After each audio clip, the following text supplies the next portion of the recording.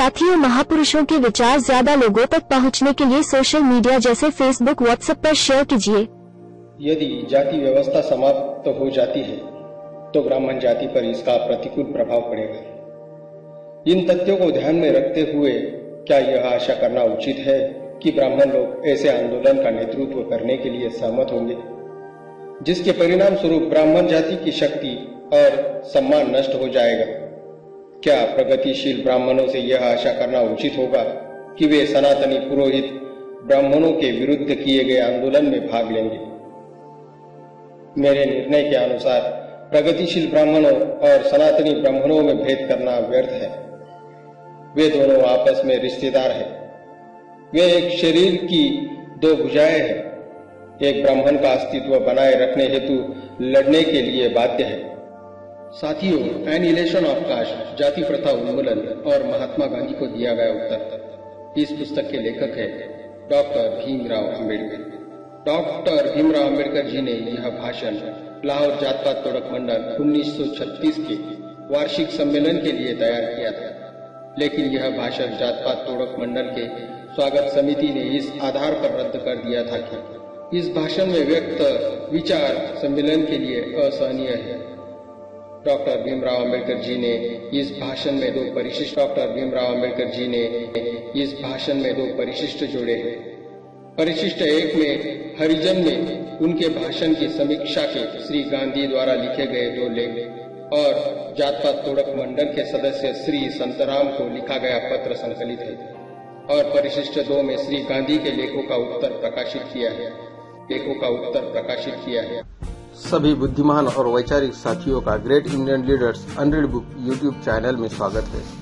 साथियों, सबसे पहले मैं सभी महापुरुषों को नमन करता हूँ। साथियों, आज के समय में हमारे लोग महापुरुषों की किताबें पढ़ते नहीं है। इसी वजह से उन्हें सही गलत, दोस्त और दुश्मन की पहचान नहीं होती, लेकिन हमारे लोगों को सही इतिहास मालूम होना चाहिए। यही सोचकर मैंने यह प्रयास किया और मैं सफल भी हुआ। साथियों, अब आपको किताब पढ़ना नहीं है, महापुरुषों की किताब में क्या लिखा है सिर्फ सुनना है और देखना है। आप सब मेरे इस कार्य में सहयोग करेंगे, ऐसी मैं आशा करता हूँ।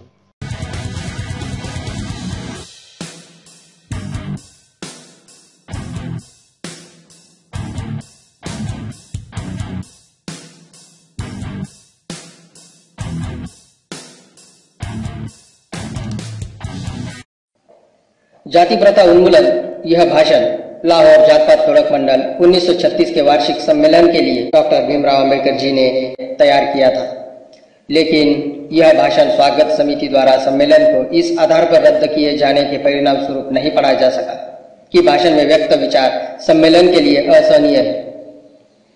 इस भाषण में डॉक्टर भीमराव अम्बेडकर जी ने कौन से विचार लिखे हैं, यह हम अभी देखेंगे। तो चलिए शुरू करते हैं। मित्रों, मुझे जात पात तोड़क मंडल के सदस्यों की स्थिति पर निश्चय ही खेद है, जिन्होंने इस सम्मेलन की अध्यक्षता करने के लिए मुझे आमंत्रित करने की महती कृपा की है। मुझे यकीन है कि अध्यक्ष के रूप में मेरा चुनाव करने पर उनसे अनेक प्रश्न पूछे जाएंगे। मंडल को इस बात को स्पष्ट करने के लिए कहा जाएगा कि उसने लाहौर में हो रहे समारोह की अध्यक्षता करने के लिए बंबई से किसी व्यक्ति को क्यों बुलाया है। मुझे विश्वास है कि मंडल को इस समारोह की अध्यक्षता करने के लिए मुझसे कहीं अधिक योग्य व्यक्ति आसानी से मिल सकता था। मैंने हिंदुओं की आलोचना की है। मैंने महात्मा के प्रभुत्व पर संदेह प्रकट किया है। जिन्हें वे श्रद्धा की दृष्टि से देखते हैं, वे मुझसे घृणा करते हैं। उनके लिए मैं उनके बाग में एक सांप के समान हूँ। इसमें संदेह नहीं कि राजनीतिक मनोवृत्ति के हिंदू इस मंडल से इस बात का स्पष्टीकरण मांगने की इस सम्मानजनक पद के लिए मुझे क्यों बुलाया गया है। यह एक बड़े साहस का काम है। अगर कुछ राजनीतिक हिंदू इसे अपमान समझते हैं तो मुझे इस पर कोई आश्चर्य नहीं होगा।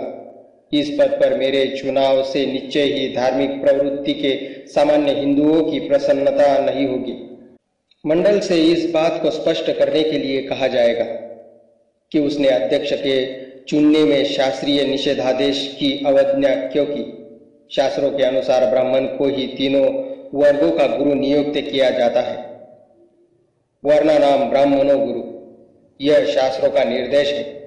इसलिए मंडल जानता है कि एक हिंदू को किससे शिक्षा लेनी चाहिए और किससे नहीं। शास्त्र किसी हिंदू को गुरु के रूप में किसी भी ऐसे व्यक्ति को मात्र इसलिए कि वह ज्ञानी है स्वीकार करने की अनुमति नहीं देते। यह बात महाराष्ट्र के एक ब्राह्मण संत रामदास ने काफी स्पष्ट कर दी थी, जिनके बारे में कहा जाता है कि उन्होंने शिवाजी को सामान्य जनों के राज की स्थापना के लिए प्रेरित किया था। रामदास दासबोध नाम की अपनी मराठी काव्य रचना में, जो एक सामाजिक, राजनीतिक, धार्मिक प्रबंध है, हिंदुओं को संबोधित करते हुए पूछते हैं कि क्या हम किसी अंत्यज को इस कारण से अपना गुरु मान सकते हैं कि वह एक पंडित अर्थात विद्वान है? वह उत्तर देते हैं, नहीं। इन प्रश्नों को उत्तर दिया जाए, इस मामले को मैं मंडल पर छोड़ देता हूं। मंडल उन कारणों को बहुत अच्छी तरह जानता है कि क्यों उन्हें अध्यक्ष के लिए बंबई की यात्रा करनी पड़ी और ऐसे व्यक्ति को इसके लिए निर्धारित करना पड़ा जो ऊंची जातियों का इतना विरोधी हो तथा अपने स्तर को इतना नीचे गिराकर एक अंत्यज अर्थात अछूत को सवर्णों की सभा में भाषण देने के लिए आमंत्रित करना पड़ा। जहां तक मेरा प्रश्न है, मैं कहना चाहूंगा कि मैंने इस निमंत्रण को अपनी तथा अपने अनेक अछूत साथियों की इच्छा के विरुद्ध स्वीकार किया है। मैं जानता हूं कि हिंदू मुझसे उखड़े हुए हैं। मैं जानता हूं कि मैं उनके लिए स्वीकार्य व्यक्ति नहीं हूं। यह सब कुछ जानते हुए मैंने जानकर अपने आप को उनसे दूर रखा है। मेरी उन्हें कष्ट पहुंचाने की कोई इच्छा नहीं है। मैं अपने ही मन से अपने यह विचार रख रहा हूं। इससे पहले ही काफी ईर्ष्या और उत्तेजना फैल चुकी है। मेरी जिस बात को हिंदू सुन रहे हैं उसे उनके मन से उनके सामने कहने की मेरी कोई इच्छा नहीं है। मैं अपनी नहीं बल्कि आपकी इच्छा से यहाँ आया हूँ। आप समाज सुधार के काम में लगे हैं। इस कार्य ने हमेशा ही मुझे प्रेरणा दी है और इसी कारण से मैंने महसूस किया है कि मुझे इस कार्य में सहायता देने के अवसर को नहीं छोड़ देना चाहिए, विशेषकर ऐसे समय जबकि आप समझते हैं कि मैं इसमें सहायता कर सकता हूँ। मैं आज जो कुछ कहने जा रहा हूँ, क्या उससे आपको यह समस्या को सुलझाने में जिससे आप जूझ रहे हैं किसी प्रकार से कोई सहायता मिलेगी, इसका निर्णय आप करें। मैं जो कुछ करने की आशा करता हूँ वह यही है कि मैं इस समस्या पर अपने विचार आपके सामने रखूं। भारत में समाज सुधार का मार्ग स्वर्ग के मार्ग के समान है और इस कार्य में अनेक कठिनाइयां हैं। भारत में समाज सुधार कार्य में सहायता मित्र कम और आलोचक अधिक है। आलोचकों के दो स्पष्ट वर्ग है। एक वर्ग में राजनीतिक सुधार है और दूसरे में समाजवादी। एक समय था जब यह माना जाता था कि सामाजिक कुशलता के बिना अन्य कार्य क्षेत्रों में प्रगति असंभव है। कुप्रथाओं से फैली बुराइयों के कारण हिंदू समाज की कार्य कुशलता समाप्त हो चुकी थी। अब इन बुराइयों को जड़ से उखाड़ फेंकने के लिए अथक प्रयास करने होंगे। इस तथ्य को समझकर ही राष्ट्रीय कांग्रेस के जन्म के साथ ही सामाजिक सम्मेलन की भी स्थापना हुई थी। जहां कांग्रेस का संबंध देश के राजनीतिक संगठन में कमजोर तथ्यों को परिभाषित करना था, वह सामाजिक सम्मेलन हिंदू समाज के सामाजिक संगठन में कमजोर बातों को दूर करने में लगा हुआ था। कुछ समय तक कांग्रेस और सम्मेलन ने एक सामान्य क्रियाकलाप के दो अंगों के रूप में कार्य किया और उनके वार्षिक अधिवेशन भी एक ही पंडाल में हुए थे, किंतु शीघ्र ही ये दो अंग दो दलों में बदल गए और दूसरा सामाजिक सुधार दल, इनके बीच उग्र विवाद उठ खड़े हुए। राजनीतिक सुधार दल राष्ट्रीय कांग्रेस का समर्थन करता था और सामाजिक सुधार दल सामाजिक सम्मेलन का। इस प्रकार दो संस्थाएं दो विरोधी कैंप बन गए। मुद्दा यह था कि सामाजिक सुधार राजनीतिक सुधार से पहले होना चाहिए। एक दशक तक दोनों शक्तियों का संतुलन समान रूप से बना रहा और इनमें किसी भी पक्ष की विजय के बिना लड़ाई चलती रही, किंतु यह स्पष्ट था कि सामाजिक सम्मेलन का भाग्य तेजी से अस्त हो रहा था। जिन सज्जनों ने सामाजिक सम्मेलन के अधिवेशनों की अध्यक्षता की थी, वे इस बात से दुखी थे कि बहुसंख्यक शिक्षित हिंदू राजनीतिक उत्थान के पक्षधर हैं और सामाजिक सुधारों के प्रति उदासीन हैं। कांग्रेस में उपस्थित होने वाले लोगों की संख्या बहुत बड़ी थी। जो लोग उसमें उपस्थित नहीं हुए, उनकी सहानुभूति इसके साथ थी तथा उनकी संख्या और भी बड़ी थी। जो लोग सामाजिक सम्मेलन में उपस्थित हुए, उनकी संख्या बहुत कम थी। इस उदासीनता और कार्यकर्ताओं में हुई कमी के शीघ्र बाद राजनीतिज्ञों की ओर से इसका सक्रिय विरोध आरंभ हो गया। कांग्रेस ने शिष्टता के नाते सामाजिक सम्मेलन को अपने पंडाल का प्रयोग करने की जो अनुमति दे रखी थी, श्री तिलक के नेतृत्व में उसे वापस ले लिया गया और शत्रुता की भावना इतनी गहरी हो गई कि जब सामाजिक सम्मेलन ने अपना पंडाल खड़ा करने की इच्छा की तो इसके विरोधियों ने पंडाल को जला डालने की धमकी दी। इस प्रकार समय के साथ साथ राजनीतिक सुधार के पक्ष वाले दल की जीत हुई और सामाजिक सम्मेलन गायब हो गया और लोग उसे भूल गए। इलाहाबाद में हुए कांग्रेस के 8वें अधिवेशन के अध्यक्ष के रूप में WC बैनर्जी ने जो भाषण दिया था, वह सामाजिक सम्मेलन की मृत्यु पर पड़े गए शोक संदेश जैसा लगता है। वह कांग्रेस की प्रवृत्ति का इतना द्योतक है कि मैं उससे यहाँ एक उदाहरण दे रहा हूँ। श्री बैनर्जी ने कहा था, मैं ऐसे लोगों की बात सुनने को बिल्कुल तैयार नहीं हूँ जो यह कहते हैं कि हम अपनी सामाजिक प्रणाली में सुधार नहीं करेंगे। जब तक हम राजनीतिक सुधारों के योग्य नहीं हो सकेंगे, मुझे दोनों के बीच कोई संबंध नहीं दिखाई देता।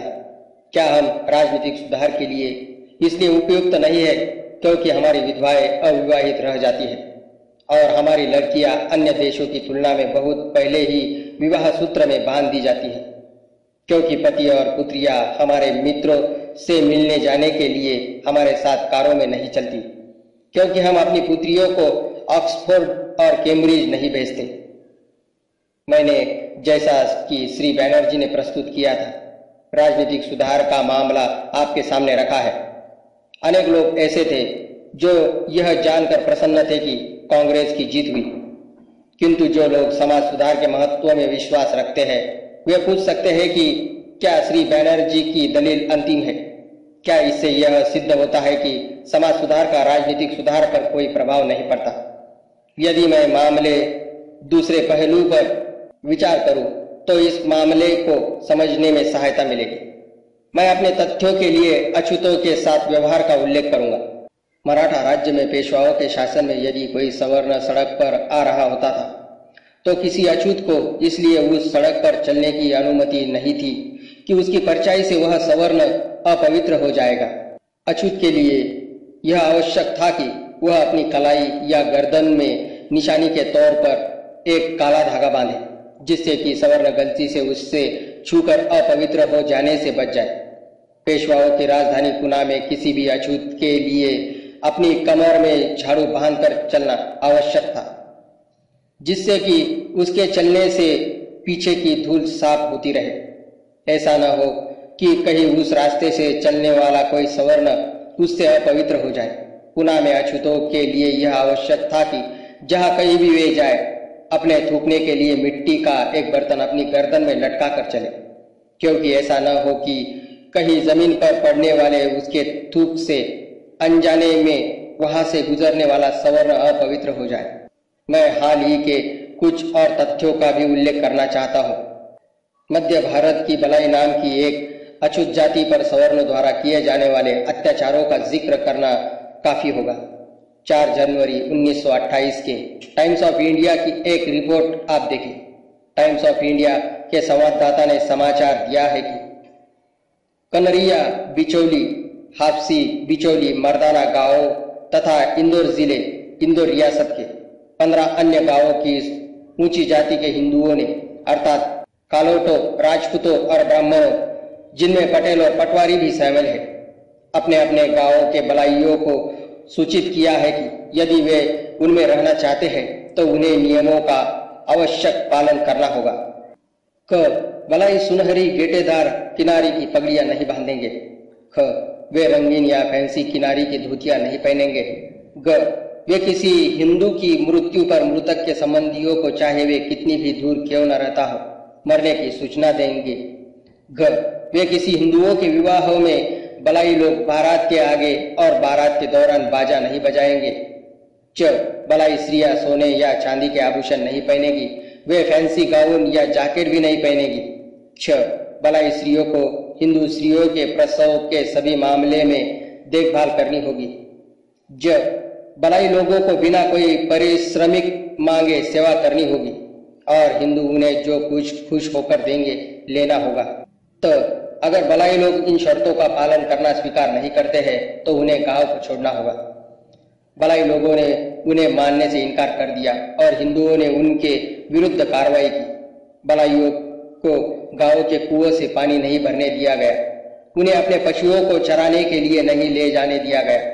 बलाई लोगों को हिंदुओं की भूमि से गुजरने की मनाही कर दी ताकि यदि किसी बलाई खेत हिंदुओं के खेतों से घिरा हो तो बलाई अपने ही खेत तक न पहुंच सके। हिंदुओं ने अपने पशुओं को भी बलाइयों के खेतों में चरने के लिए छोड़ दिया। बलाइयों ने इन अत्याचारों के विरुद्ध दरबार में याचिकाएं दायर की, किंतु चूंकि उन्हें समय पर कोई राहत नहीं मिली और अत्याचार जारी रहा तो सैकड़ों बलाई लोग अपने बाल बच्चों सहित अपने घरों को जहां वे पीढ़ियों से रहते आ रहे थे छोड़कर समीपवर्ती रियासतों अर्थात धार, देवास, बागली, भोपाल, ग्वालियर तथा अन्य रियासतों के गांवों में जाकर बसने के लिए मजबूर हो गए। अपने नए घरों में उनकी क्या स्थिति रही उस पर फिलहाल हम विचार नहीं करेंगे। गुजरात में कविठा की घटना तो पिछले ही वर्ष घटी है। कविठा के सवर्णों ने अछूतों को आदेश दिया वे अपने बच्चों को सरकार द्वारा चलाए जा रहे गांव के आम स्कूल में न भेजें। सवर्णों की इच्छाओं के विरुद्ध नागरिक अधिकार का प्रयोग करने का साहस करने के लिए कविठा के अछूतों को कितने कष्टों का सामना करना पड़ा सभी जानते हैं, इसे विस्तार से बताने की आवश्यकता नहीं है। एक अन्य घटना गुजरात में अहमदाबाद जिले के जानू गांव में हुई। नवंबर 1935 में संपन्न परिवारों की कुछ अछूत महिलाओं ने धातु के बर्तनों के प्रयोग को अपने सम्मान के विरुद्ध समझा और अछूत महिलाओं पर उस गुस्ताखी के लिए हमला किया। एक बहुत ही नई घटना की सूचना जयपुर रियासत में चकवारा से मिली है।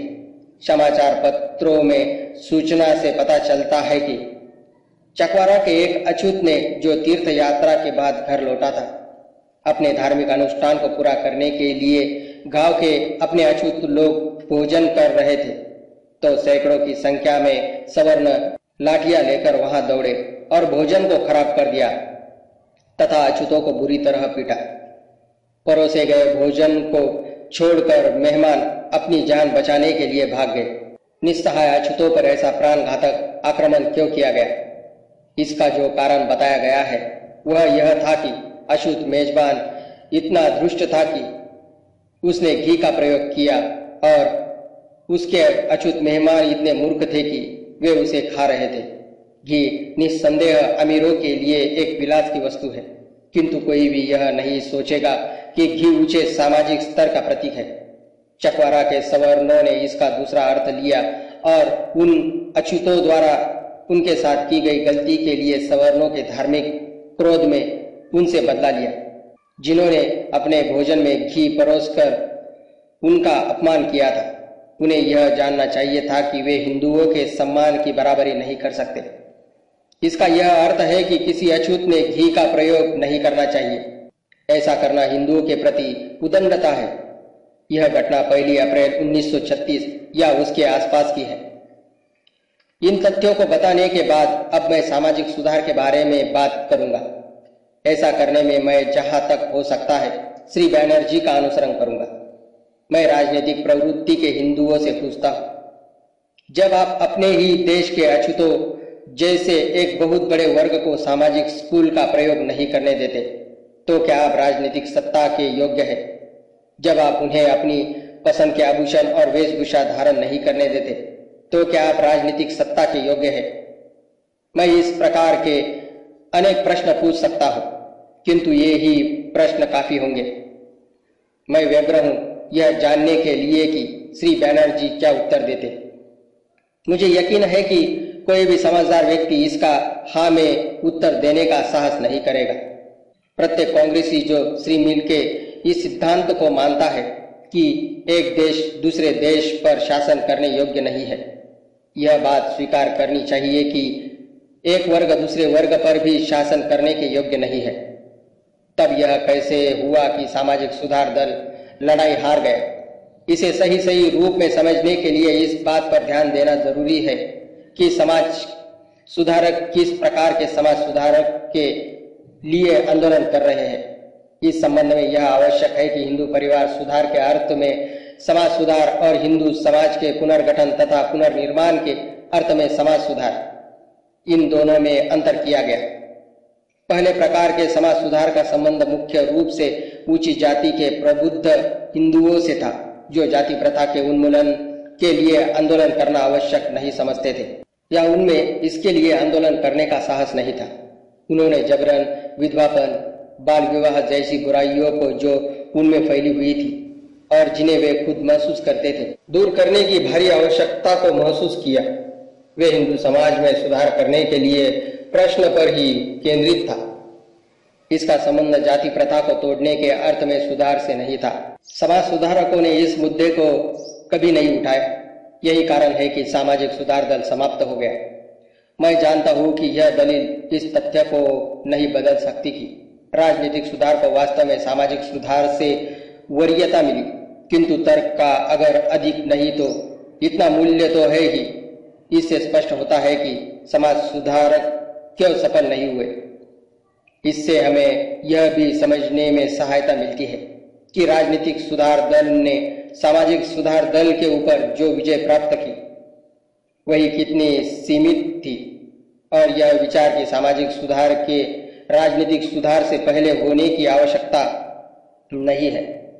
ऐसा विचार केवल तभी उत्पन्न होता है जबकि समाज सुधार का अर्थ परिवार सुधार का हो।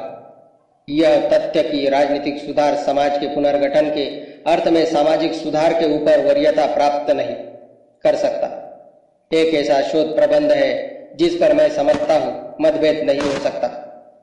राजनीतिक संविधानों के निर्माताओं को सामाजिक शक्तियों को ध्यान में रखना चाहिए। इस तथ्य को फर्डिनेंड लेस्ले जैसे महान व्यक्ति ने स्वीकार किया है, जो कार्ल मार्क्स का मित्र और सहकर्मी था। 1862 में प्रशिया की एक सभा में लेस्ले ने कहा था, संवैधानिक प्रश्न सर्वप्रथम अधिकार के प्रश्न नहीं बल्कि शक्ति के प्रश्न होते हैं। किसी देश के वास्तविक संविधान का अस्तित्व उस देश में विद्यमान शक्ति की वास्तविक स्थिति में ही होता है। अंततः राजनीतिक संविधानों का मूल्य और स्थायित्व केवल तभी होता है जबकि वे शक्ति की उन शर्तों को सही सही ढंग से प्रकट करते हैं जो किसी समाज में विद्यमान होती है। किंतु प्रशिया जाने की जरूरत नहीं है, घर में ही उसके प्रमाण है। उस सांप्रदायिक अधिनिर्णय का क्या महत्व है जिसमें विविध जातियों और समुदायों के परिभाषित अनुपातों में राजनीतिक सत्ता का आवंटन हो।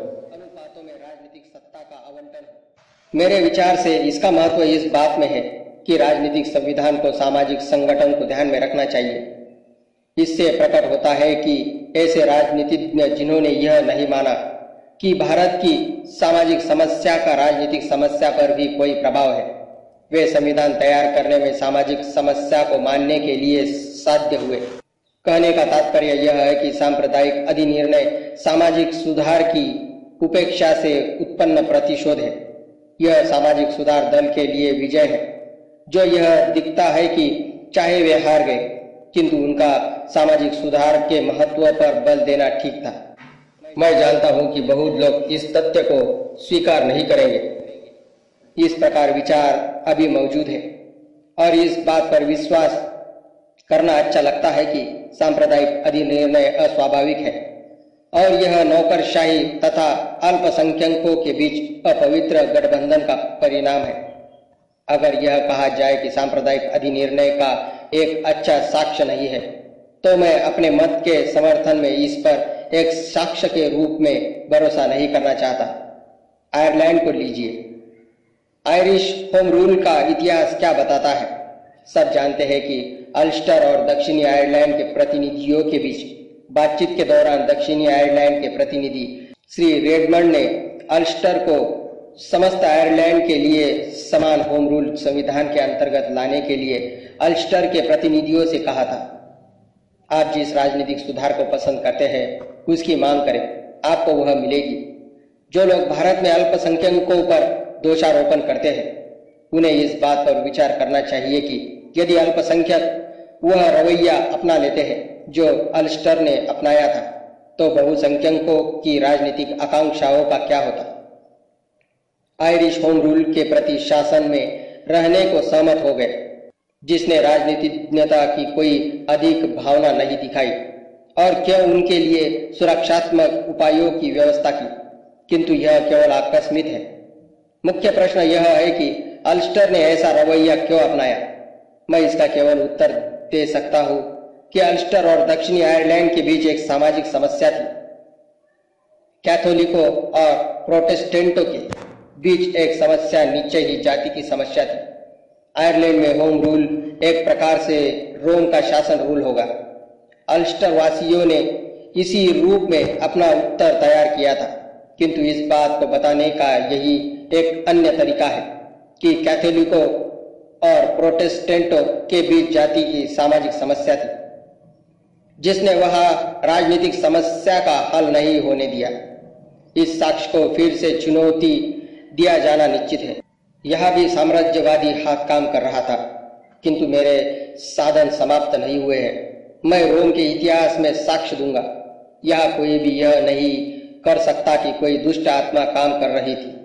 जिसे किसी ने भी रोम के इतिहास का अध्ययन किया है उसे पता होगा कि रोम के गणतंत्रवादी संविधान में सांप्रदायिक अधिनिर्णय से बहुत अधिक मिलते जुलते तत्व थे। जब रोम में राजशाही का उन्मूलन हुआ तो राजसी सत्ता पर सत्ता इंपीरियल काउंसिलों और पोंटिफेक्स मैक्सिमस के बीच विभक्त हो गई थी। काउंसिलों में राजा का धर्मनिरपेक्ष प्रतिधिकार विनिहित था, जबकि पोंटिफेक्स मैक्सिमस के अधीन पादरियों की भी व्यवस्था थी, जिसमें से आधे प्लेबियन और आधे पैट्रिशियन होते थे। इसका क्या कारण है कि रोम के गणतंत्रवादी संविधान में ये प्रावधान थे, जो कि जैसा कि मैंने बताया था सांप्रदायिक अधिनिर्णय के प्रावधानों से इतने अधिक मिलते हैं। एक ही उत्तर मिल सकता है कि रोम गणतंत्र के संविधान को पैट्रिशियन और प्लेबियन ये दो स्पष्ट जातियां थी। सार रूप में हम कह सकते हैं कि संविधान तैयार करने में वे प्रचलित सामाजिक व्यवस्था से उत्पन्न समस्या की उपेक्षा नहीं कर सकते। इस प्रस्ताव के समर्थन में सामाजिक और धार्मिक समस्याओं का राजनीतिक संविधानों पर प्रभाव पड़ता है। मैंने जिस उदाहरणों को प्रस्तुत किया है वे अधिक विस्तृत प्रतीत होते हैं। मैं समझता हूं कि ऐसा ही है, किंतु यह नहीं मानना चाहिए एक का दूसरे पर पड़ने वाला प्रभाव सीमित होता है। दूसरी ओर यह कहा जा सकता है कि इतिहास सामान्यतः इस प्रभाव को बल देता है कि राजनीतिक क्रांतियां हमेशा सामाजिक और धार्मिक क्रांतियों के बाद हुई है। लूथर द्वारा आरंभ किया गया धार्मिक सुधार यूरोप के लोगों की राजनीतिक मुक्ति का अग्रदूत था। इंग्लैंड के प्यूरिटनवाद के कारण राजनीतिक स्वतंत्रता की स्थापना हुई। प्यूरिटनवाद ने नए विश्व की स्थापना की। प्यूरिटनवाद ने ही अमेरिका स्वतंत्रता संग्राम को जीता। प्यूरिटनवाद एक धार्मिक आंदोलन था। यही बात मुस्लिम साम्राज्य के संबंध में भी सत्य है। अरबों के राजनीतिक सत्ता बनने से पहले वे पैगंबर साहब द्वारा आरंभ संपूर्ण धार्मिक क्रांति से गुजरे थे। यहाँ तक कि भारतीय इतिहास भी इसी निष्कर्ष का समर्थन करता है। चंद्रगुप्त द्वारा संचालित राजनीतिक क्रांति से पहले तथागत बुद्ध की धार्मिक और सामाजिक क्रांति हुई थी। शिवाजी के नेतृत्व में राजनीतिक क्रांति भी महाराष्ट्र के संतों द्वारा किए गए धार्मिक और सामाजिक सुधारों के बाद हुई थी। सिखों की raajnitik क्रांति से पहले गुरु नानक द्वारा की गई सामाजिक और धार्मिक क्रांति हुई थी। यह और अधिक प्रकट हो जाएगी कि मन और आत्मा की मुक्ति जनता के राजनीतिक विस्तार के लिए पहली आवश्यकता है।